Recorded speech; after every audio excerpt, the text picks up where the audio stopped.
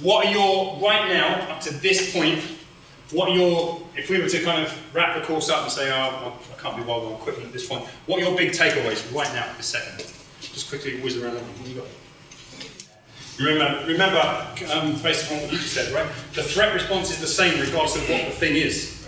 Regardless of what the thing is. So if you're under financial stress or kind of business or relationship or anything, it's exactly the same. What you just, we'll come into it a bit more in a second, but what you just said there was really, really relevant, right? A better sense of future. Because that's really what threat is, right? A poor sense of future.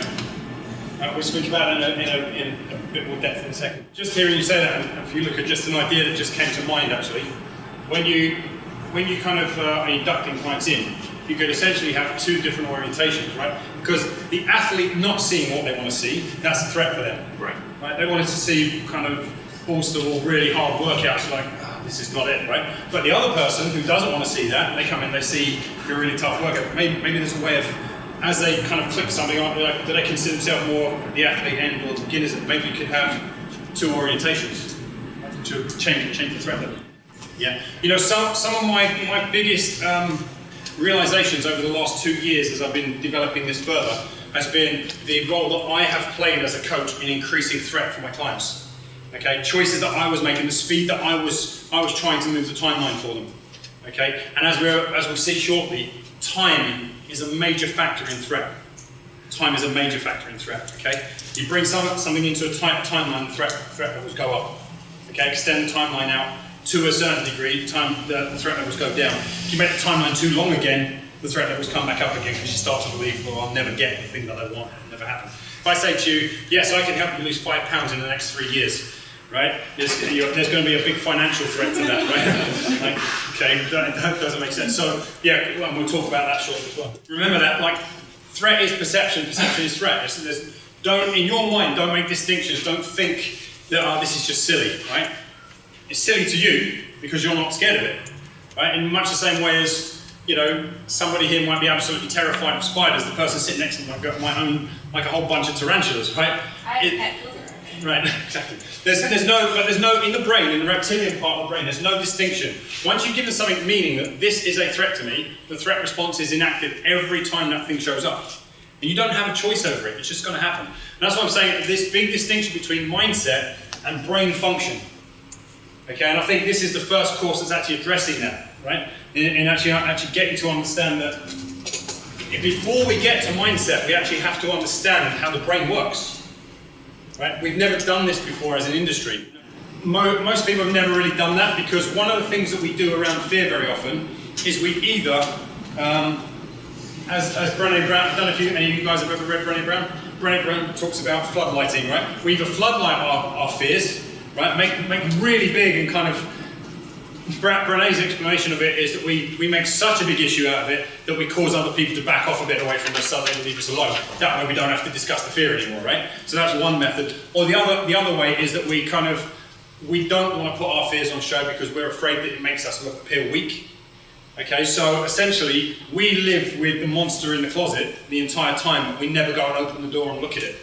Okay, really that's what coaching is. It's a strategic way of opening the closet door so they can look at it and realise actually it's not what you thought it was. But as long as the closet door is like that, and as long as I keep hearing growling and knocking coming from in here, I'm always going to be terrified about what's behind it. Okay? Most of us have never done the work of opening the door. Okay? A great coach is basically someone who's going to be with you while you open the door. And you yourself are going to realise that either it's not as big as you thought it was, or actually maybe it is just as big as you thought it was, but you're not as disempowered around it as you might have thought you were. There are things you can do about it. So that's a big. So when you bring this side into that kind of work, you facilitate change very quickly. Right. So one of the things, again, remember I said about speed is of the essence when it comes to threat. For many of our clients, some things are just too fast or too many. Imagine threat being like a big bathtub with 100 different taps coming into it, right? And you start turning on the taps and they're just kind of dripping away. But every now and then a big threat comes in on one area and you turn the tap on really high, right? And it's filling the bath up. You may be able to get away with a certain amount of function until the bath fills, but eventually it's going to overflow, right? At that point where it's overflowing and spilling all over the floor, that's what most of us term breakdown. And breakdown shows up in psycho-emotive breakdown, it shows up in physiological breakdown, it shows up in any number of forms of breakdown. Okay? Our job is to figure out how to turn off as many of the taps possible, pull the plug out and actually let most of it go out. Because we're always going to be under threat about something, but it's the degree, the overall degree of threat that comes in. And one of the biggest things that we don't tend to realise as fitness professionals is just how many threats we bring into our clients' lives. Mary turns up today and we say, right Mary, you're going to stop eating shit. By the way, you're going to start doing this training. By the way, you're going to start doing this. You will be sore a fair bit, get used to it. You now have to find an extra 3 or 4 hours out of your week to do these things, by the way, right? Build up, build up, build up, all of these different things. All of that threat is enough to turn the bathtub onto full for some people. For other people, and you might go, well, that's bullshit. I've worked with athletes for years and they've been absolutely fine. It's a different mindset, right? The big problem about how we currently work is we try to bring an athlete mindset, an athlete coaching mindset to the general public. There's a big difference. Most of the general public have really negative relationship with exercise, really negative relationship with diet, really negative relationship with their own bodies. They look in the mirror every day and see somebody they hate, right? So we take negative relationship with exercise, diet, body, and we say, right, get into this gym in front of a whole bunch of people that you don't know, get all your wobbly bits out in front of people, show them how crap you are at different exercises, be sore a lot of the time, spend a lot of your life doing things that you don't want to do, and restrict your calories so that you're hungry a lot of the time. Is that likely to bring about a better relationship or a worse? Well, it's going to push the threat levels right up for a lot of people, which is why we see such high attrition in so many places. You just said something really vital there, right? Asking the right questions. The role of a Fit Pro up to now, and the role of most people who play at coaching, have been people that have been trying to give all the right answers. Okay? Giving someone the right answers very often is increasing the threat, right? Because you're taking control of a person's life and saying, this is how you're going to live your life for the next 30, 60, 90 days. I'm the boss of you, I'm in charge, do everything exactly as I've said, right? Asking the right questions is extremely empowering. It's the first stage to actually removing threat. So a lot of people have never been asked, like, what pace do you want to run this diet at? What pace do you want to run the program at? Because some of your clients, yes, they would like the result in 30 days, but when they're really honest with themselves, all the effort it takes to get that result in 30 days is massively high threat for them, right? And that's the reason why maybe they get there, but you see them regress really quickly after, because they can't wait to get back to the life they were living before, because there's more certainty around that life. So it's asking the right questions is critical. And you know that public speaking is actually the biggest perception-based fear, the biggest of all of them, right? Which is actually a reason why we give so much kudos to people that are performers of any kind, even if they're not very good, right? Like Popeye and all that, we still give a lot of kudos because they had the guts to get up on the stage, right? When I say the guts, it's as in because we're there thinking, shit, I couldn't possibly do that. Do you know why there's such high fear around public speaking, right? It runs in this pattern. There's major fear around public speaking because of the number one thing that a coach cannot be, which is judgmental, right? We're afraid of being judged, right?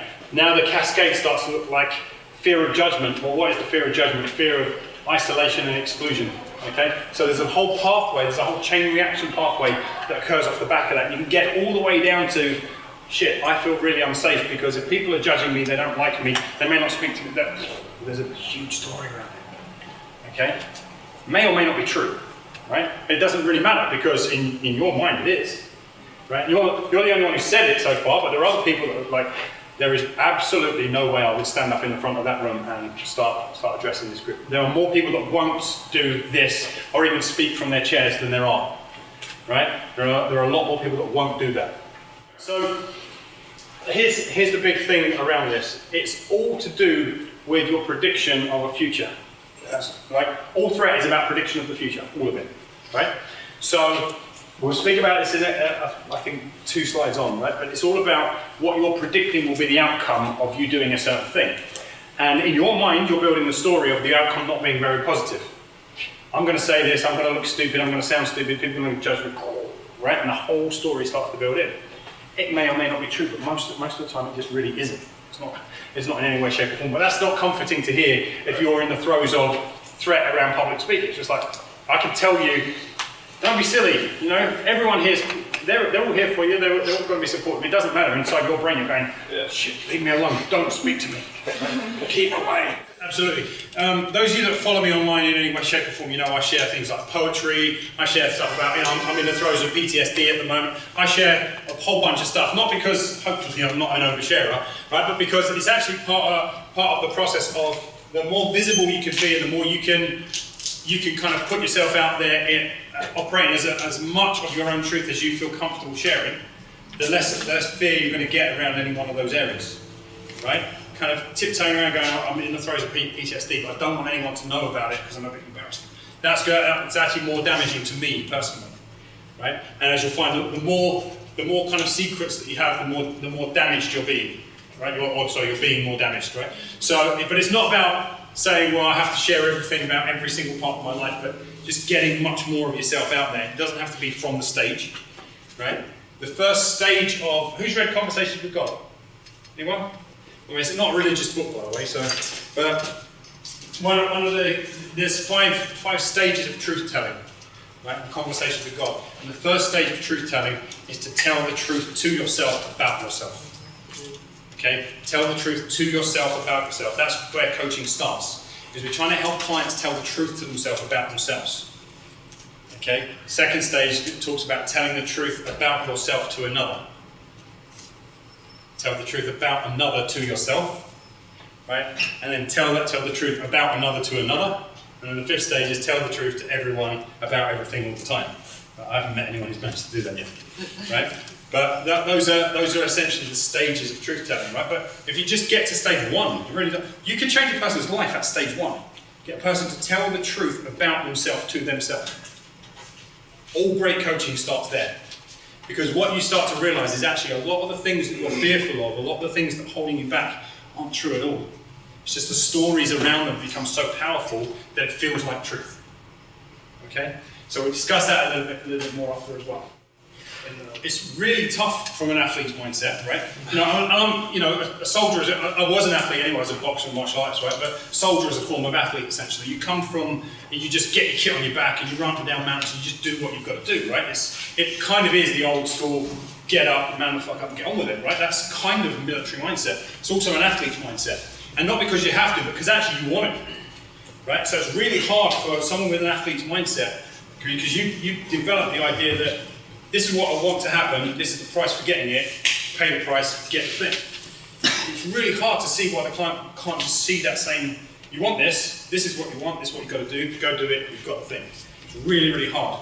And this is the first stages to kind of explaining why they want to, it isn't the case that they don't want it bad enough, they want it just as bad as you want your things, right? But they have relatively speaking, they're dealing with a lot more fear in their life, there's a lot more threat around them than there is around you.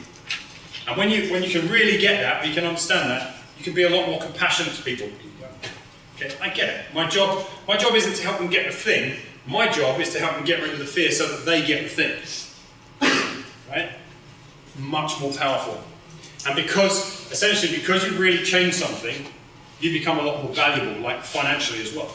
Because people go, well, my life has been changed, as opposed to, yeah, this really great guy that I'm working with gives me a good workout, it's fun and everything, but nothing's really changed and I'm still shitting myself about this other stuff. I mean, we've all got stories. Yeah. Like, there's nobody in this room braver than anybody else, by the way. Like, it's just what we're scared of is different, right? And that's something to bear in mind as well. It's what you are scared of. We all have major fears around something, right? And that is a great leveler because, and that's where you draw your power for being compassionate, right? Because take the thing that you shit yourself about, the biggest thing, like, oh my God, I hope this never happens. I hope I never have to deal with that.